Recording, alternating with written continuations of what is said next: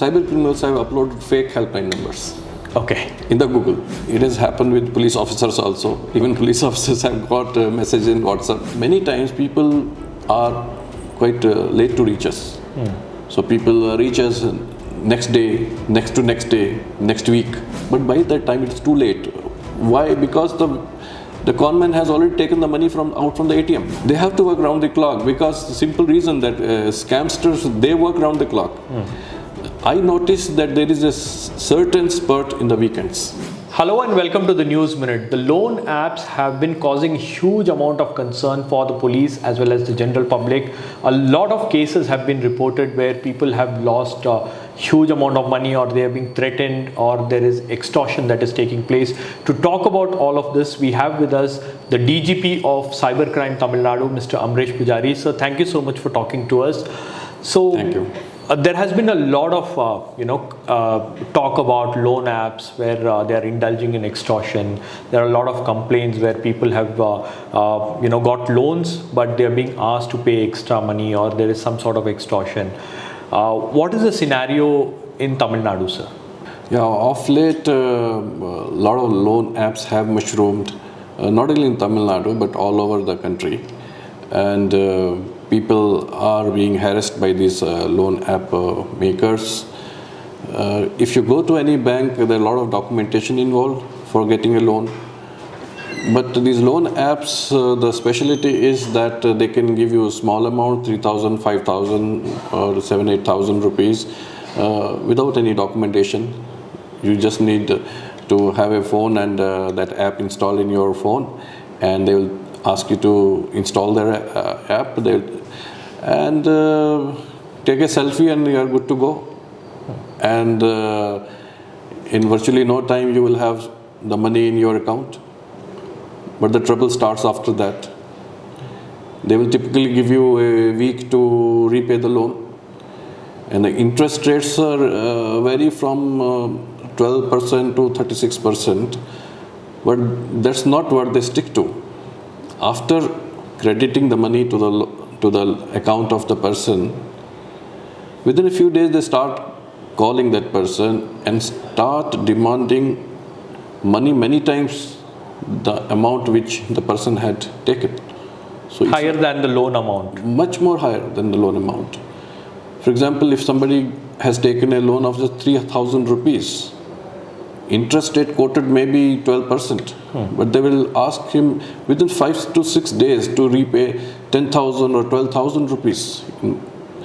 So when the person protests, they say you have to return this money within an hour or within 24 hours, otherwise we will circulate wrong kinds of messages amongst all your contacts.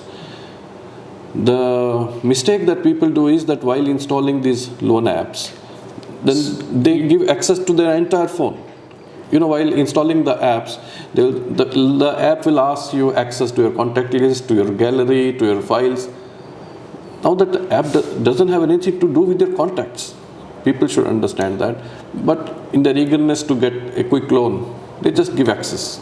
And the scammers use that information against the very person. So there has been multiple cases. Even an actress had filed a complaint recently saying she got a link, and all she did was download that app, and it's still not clear what happened in her case, but immediately she was threatened is what she had given, and she had put out a video as well. So when people know that they have got such links or such messages, what exactly should they be doing? Like as you said, like the messages are very enticing, they will give you some offer, it comes in various forms. So what exactly should they do? You see, when people receive links from unknown sources, they should never click those links, because that link may have a malware. It may steal your data, or it may install some app which will relay whatever you're doing in your phone to the scamster, and it can land you all sort of problems. So the one is that you should never click a link, and even if you get an offer by, let's say, an SMS or some WhatsApp message from somebody, the thing to remember is, if it is too good to be true, it is not true. See, nobody can double your money in a few months, or nobody will be willing to give you instant loan for some low interest. So people have to exercise due precaution. And since you started with loan apps, let me also add that we have been taking measures to block and take down these loan apps. We in fact identified 269 loan apps in the Google Play Store, and you'll be happy to know that we have been able to take down 194 of them. Okay. Because they came under adverse notice. Okay. We got a lot of cases against these loan apps. So we did take up with Google, and Google has taken them down. 75 still survive. But before I get into that Yes. part of the interview, I just wanted to know what is the kind of like people who engage or like who download all these loan apps. Is it the percentage is high in urban areas, or how is it in the rural areas?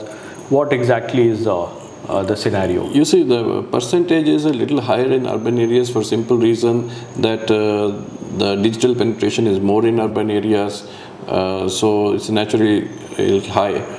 And but there is no very straight-jacketed stratification with regard to urban and rural.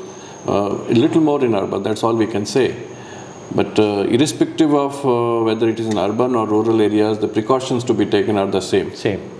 So some of the precautions which you would like me to spell out would be, one is of course relatively better known, is never share your OTP.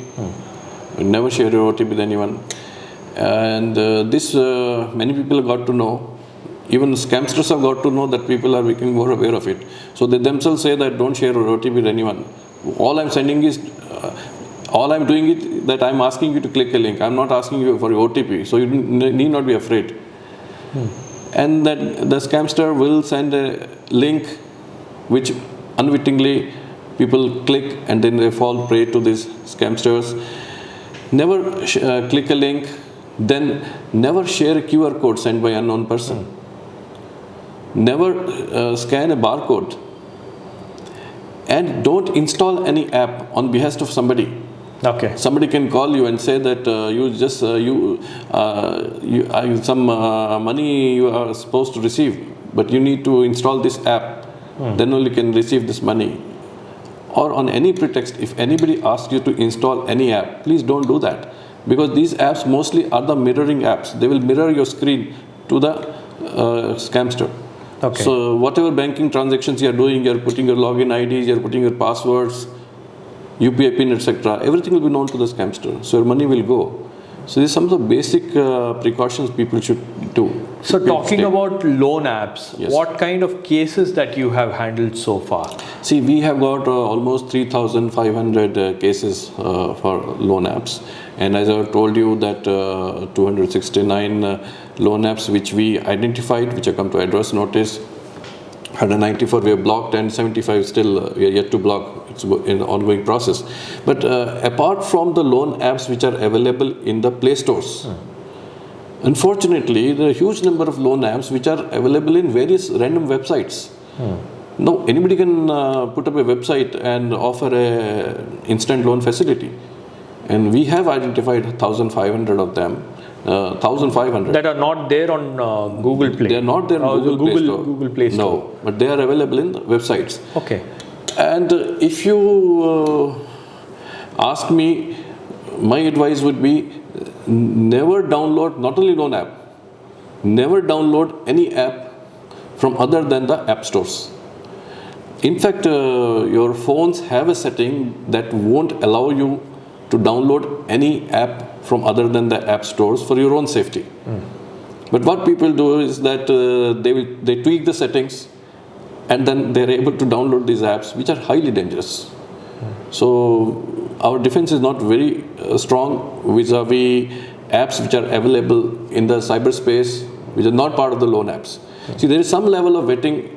I wouldn't say it's foolproof. There's some level of vetting is there when an app is uploaded in a Play Store. Okay. Suppose somebody makes an app and he or she wants to upload in, let's say, Google Play Store. So the Google team will definitely vet that app. So there are some checks and balances. There are some checks, yeah. Yeah. So, but it's not available. These checks are not available when a person just opens a website and uploads any app. So downloading apps from just normal random websites is highly risky. People should definitely avoid. So how difficult it is for you to track these apps and the makers of these apps or the people behind these apps? Yes, so it is indeed very difficult, because as you know that the cyber crime is a borderless crime, and one doesn't really know where this app maker is located. Then we have to depend on the intermediaries, the social media companies, and we have to ask them their location. And this is a long process. It's a difficult process. We are not able to make much headway most of the time. All we can right now are able to do is block the apps which we come across. At the same time, we have taken up with the Ministry of Home Affairs in Delhi, and MHA and Ministry of Finance have taken up with the RBI, and I can tell you that RBI has been told to make a white list of the apps which are genuine loan apps, which can be there in the Play Stores. So that people are aware of them and they don't end up downloading apps which are not in the white list of the RBI. So these measures we have taken, and hopefully these will bear fruit soon. Okay. Like you said that these are all crimes that are borderless. Yes. So, there have been cases where there are call centers that have been operating from India. Some of the call centers were operating in Telangana or Yes. in Bangalore. Now we hear that all these call centers are operating out of India or somewhere in Nepal or something like that. So how difficult is it to try and locate or identify these operations or these Yes. call centers? You see, as you said, it is a borderless crime. So anything which is borderless makes it that very difficult for any police force which has to operate within the confines of rules, regulations, jurisdictions. My jurisdiction extends all of Tamil Nadu, and my counterpart's jurisdiction in, let's say, Andhra, Telangana, Maharashtra would naturally be confined to them. But we can, of course, go for criminals anywhere in not only the country but in the world. But locating criminals in a borderless crime like cyber crime is always a challenge for any police force. You would have recently heard the news about some people forcibly being taken to Myanmar, where they were made to operate some kind of a call center. Yeah, some crypto scam they were made to indulge. Like they were supposed to have some a particular number of victims every day. So that also shows that Indian police is now hot on chase against these people. So they have to shift to the bases to the other countries. Otherwise, there's no need to do so. So all police forces in India, we are now going after them. And as far as call centers are concerned, we have not come across a single case in Tamil Nadu so far. But if we come across, definitely we'll take very severe action. Okay. And what about these WhatsApp scams, or like you were pointing out, that's the scam where most people fall prey to, this kind of fraud. Yes. What should people do when they receive messages like somebody saying, oh, I'm in a meeting, it's urgent, can you just transfer money? It has happened to my colleagues, it has happened to my friends, and the moment they transfer money and then they realize that it's some sort of fraud, then they call us and they tell us that can we do something about it. So what exactly should people do in those situations when they have actually lost money? So what is the remedy that is available for them to get back that money? Right. So now, Shabbir, it has happened with police officers also. Even police officers have got a message in WhatsApp. I remember DGP putting out a message saying there's something called boss scam. In fact, he had released a video as well. Yes. So, in fact, one of the police officer got a WhatsApp message with the DGP's profile photo and his name, saying that I like it, typically how they operate, that I'm in a meeting and I do require you to send some Amazon cards to somebody, and that of course I'll reimburse the money to you. So what happens? They take advantage of the fact that our photos are available, we are public figures, our photos are available. They use those photos as the DPs just to hoodwink the people. And it is not confined to now public offices only. I know that it has even percolated to private sector also. Okay. People, I know some people who have got messages with the DP of their managing director. Yes. So, see, the simple thing is to not to believe such messages if the number is not the same. You see, the profile photo can be of anybody's. The name can be of anybody. It may be your boss's profile photo, or it can be the name of your boss, but the number will be different. So it is always better to cross-check from your boss, and if he is actually in a meeting, then at least from his personal staff, and not to fall prey to this kind of a scam. Now, if somebody does unfortunately fall prey to this kind of scam, or in fact any cyber scam, now we have a very nice facility which is the Cyber Crime Helpline. Okay. It's a national cyber crime helpline. Number is 1930. So anybody who has fallen prey to any kind of a cyber crime, he or she must dial Cyber Crime Helpline number 1930. 1930. So 1930. Now, the moment you dial this number 1930, our 24/7 control room is functioning. Their operators, they will take the call. They will ask the basic data, which number the call came from, or which was the email ID, which is your account number, etc. And then you will receive a SMS saying that you can upload remaining data to our National Cybercrime Reporting Portal. Okay. NCRP. I will send the URL. I will tell the URL also. That is www.cybercrime.gov.in. Okay. So that is NCRP. So people should dial 1930 immediately. The wonderful thing about this cybercrime helpline number is that if you reach us, let's say within an hour or as early as possible in 2 or 3 hours, we have linked our portal to banks. Okay. So we can send messages to banks to freeze the transaction. Okay. So that even if you have lost some money, let us say unfortunately somebody has lost 40,000 rupees, and within a few minutes or within an hour, that person is able to reach out to our cybercrime helpline number 1930, informs us. Our operator will immediately send the message to the bank. Okay. And then bank will be able to freeze the transaction, and in due course that money can be returned back to the victim. Okay. Yes, so this is a good facility all over India. This is available, but unfortunately what happens that many times people are quite late to reach us. So people reach us next day, next to next day, next week. Though we do send freezing instructions, freezing requests to the banks, but by that time it's too late. Why? Because the conman has already taken the money out from the ATM. Okay. So what exactly is the time that people should keep in mind if something like this happens? Yes, good that you asked. See, you would have heard a concept called golden hour in traffic accidents. Within 1 hour, if the victim is shifted to an hospital, there are more chances of the victim surviving. Same golden hour is applicable to cyber crimes also. Okay. If anybody falls prey to any cyber crime, within 1 hour, if not within minutes, within 1 hour, if that person is able to reach 1930, then I would say there are 90 to 95% chances that his money would not go anywhere. Okay. Are there cases where people have got back their money by reaching out immediately? There are lots of cases. In fact, several crores of rupees we have frozen and returned to the victim this year alone.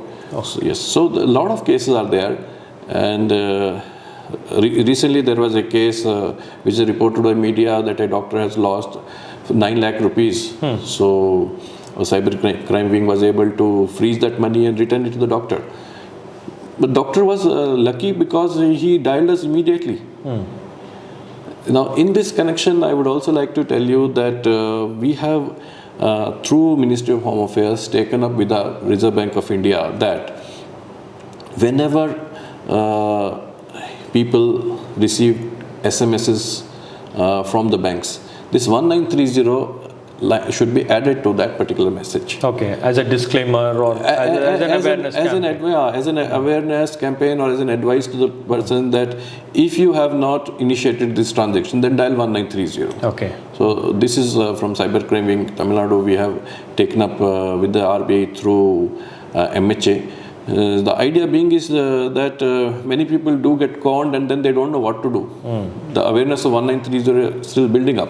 Okay. So if it is embedded in the message itself, then the victim will have the ready-made solution in the message itself. Okay. So I'm very happy to tell you that this particular proposal of ours has been accepted.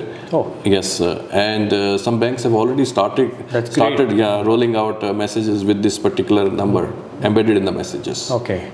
Sir, also I wanted to ask you, what is the kind of help that you get from these platforms which host these apps? For example, the loan apps per se. Like when you reach out to them, the takedown requests are adhered to immediately, or what exactly? What is the time duration? What is the process that you have to undergo? I wouldn't say that cooperation is non-existent, but cooperation is certainly there. But the speed is definitely slow, and we do have to approach them multiple number of times. A lot of follow-up is required on our part to bring down one app. And as I told you, though 194 apps we have brought down, but still 75 are still surviving. So it's all a lot of persistence is required for that. It's not that the law enforcement agencies, they request and they comply immediately. It's not like that. I wish that was the case, because after all, law of the land is supreme. So this is one sort of cooperation, coordination that we do with these platforms. And then there is another set of platforms, that is social media platforms like YouTube and Facebook, Twitter, Instagram, etc. Now, as you know, a lot of people post abusive comments and comments disturbing the communal harmony. All sort of things people post, which is against the law of this land. And we do take it up very strongly with these platforms to take down such content, block such content. Now, we do have an issue with that, because most of these platforms, as you know, are headquartered in USA, and they go by their laws. So they have to abide by Indian laws. So we have always been articulating our concern with these platforms, saying that since you operate in India, you should abide by our laws, and any content which is not in compliance with the laws of this land, you must take down. So there, my own experience is that we are against a very uphill task. So it's not easy to block such content. In spite of that, we have been able to block a lot of content, almost more than 2,000 content. This year alone, we have been able to block, but number of requests are much more than that. And here, definitely there are issues which we are facing. Some challenges are there. For example, I like to tell you, WhatsApp sometimes some fake messages get circulated. Now, our request to WhatsApp to tell us the originator of that message has never been successful. Okay. WhatsApp doesn't tell us. So despite repeated requests? No, they have their own policies, and they work according to the laws of US laws. So these are the issues, challenges that we have as of now. And talking of challenges, we have another set of challenges vis-a-vis banks also. Like police, we are a police unit, we work 24/7. All the time, round the clock we work. But in my opinion, banks should work round the clock as far as the cybercrime mitigation is concerned. Okay. So their cells which are involved in cybercrime mitigation, namely freezing of the transactions, putting debit freeze, etc., they have to work round the clock, because the simple reason that scamsters, they work round the clock. I noticed that there is a certain spurt in the weekends. Okay. Because the cyber criminals have got to know that freezing is more difficult during Saturdays and Sundays, because the bank staff is not there, or very skeletal staff is there. So even when we do send requests for freezing, the banks invariably freeze it the next working day. So the money will not remain in the account till next working day. Okay. So through you, my request to all my colleagues in the banks is that they have to have some kind of mechanism where at least some cell which is involved in freezing of the transactions, cybercrime mitigation efforts, they have to work in the weekends, they have to work beyond office hours, like we in police do. Okay. And like you were talking about, the criminals, cyber criminals have also become very creative. So what is that something that you were astonished, or like something that they did which was like, something that the police department never expected? There are several of them. Let me give you one example. Suppose you receive an SMS saying that your EB bill has not been paid. You pay your EB bill by this date on time, else you will face disconnection. So what would you do? You like to call their helpline number? You don't know their helpline number. I also don't know. I have to refer. Whom do you refer? Google. Yeah. You Google their helpline number. Yeah. That's what normal people will do. That's what normal people will do, right? So now cyber criminals have uploaded fake helpline numbers. Okay. In the Google. Okay. So you search a helpline number, not only EB, any other public utility.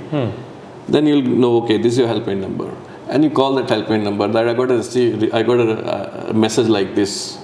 Now you don't know, you're talking to a conman there. Okay. So then you will receive wrong advice that you should pay immediately. So even the helpline numbers have been kind of hacked by the criminals. So this is something which did surprise us initially, but these days nothing surprises us much.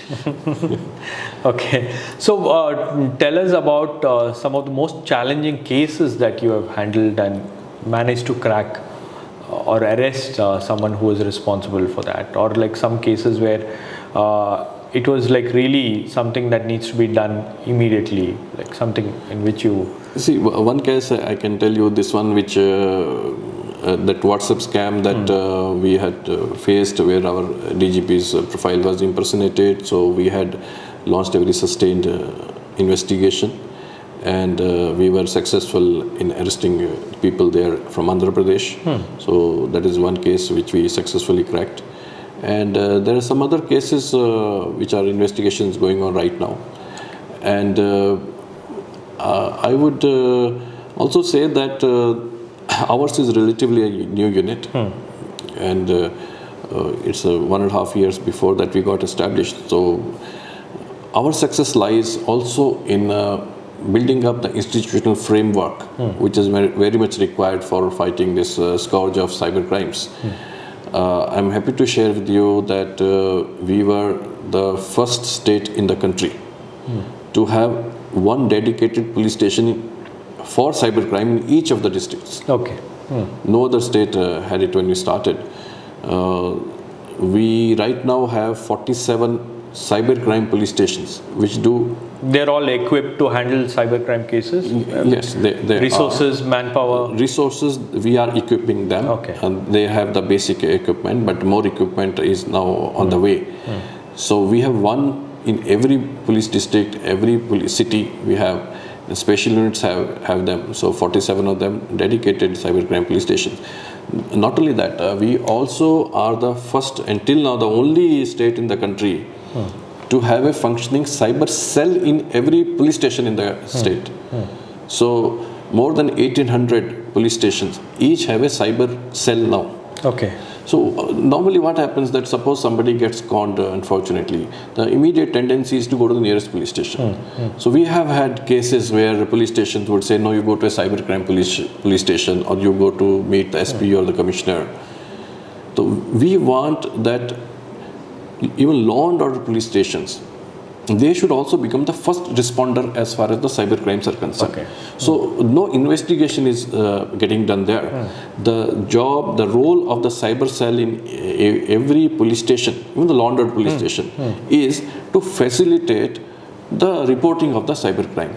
Okay. Suppose somebody gets cheated of, let's say, some money by a cyber criminal, he or she goes to the nearest police station. The cyber cell, what it will do, it will advise and facilitate that person to make a call to 1930 and then also help that particular victim in uploading all the relevant data in the National Cybercrime Reporting Portal, cybercrime.gov.in. The role of the cyber cell is over with that. They will of course issue one receipt that the complaint has been lodged. After that, the investigation will be taken up by the cybercrime police station of that district. Okay. So this mechanism we have created, which is helping us a lot in capturing virtually every cybercrime now. Right. That's great, sir. It was a pleasure talking to you and knowing so many things about cybercrime and how to tackle the issues that you have been following. So it was great interacting with you, sir. Thank you so much. Thank you, Shabbir. I must thank you for this interview because I'm sure this will go a long way in building up awareness amongst public as to how to not to fall prey to a cybercrime. Absolutely. Thank you, sir. Thank you very much. Thank you. Thank you.